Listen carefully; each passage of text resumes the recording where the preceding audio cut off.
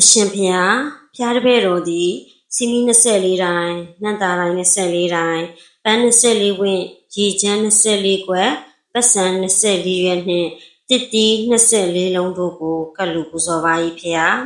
ဤသို့ကတ်လူပူဇော်ရသောအကျိုးအားကြောင့်ဖျားတပည့်တော်မှသည်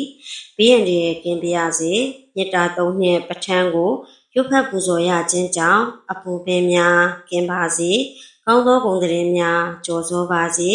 အလုတ်ပိုင်းခွင့်လန်းများအစဉ်ပြေပါစေဝေကြီးစည်းပွားများလည်းစတတ်တဘူတိုးတက်ပါစေတပည့်တော်မကိုစောင့်ရှောက်နေသောကိုဆောင်နှင့်တကွာအဆောင်ရှောက်ပုဂ္ဂိုလ်များယခုပေးဝေသောအမြတ်ကိုရရှိ၍ဓာတုခေါ်ဆိုကာယခုထက်ကြီးကျယ်မြင့်မြတ်သောဘုံပိတ်မှန်အသီးသီးကိုရရှိကြပါစေဘုံတပူအာနုဘော်များတိုးပွားကာတပည့်တော်မကိုဒီထက်မကစောင့်ရှောက်နိုင်ကြပါစေကုန်သတည်းအခုလိုရွတ်ဆိုပြီးသွားပြီဆိုရင်အမျှဝေပြီးတော့မေတ္တာပို့ပေးလို့ရပါပြီ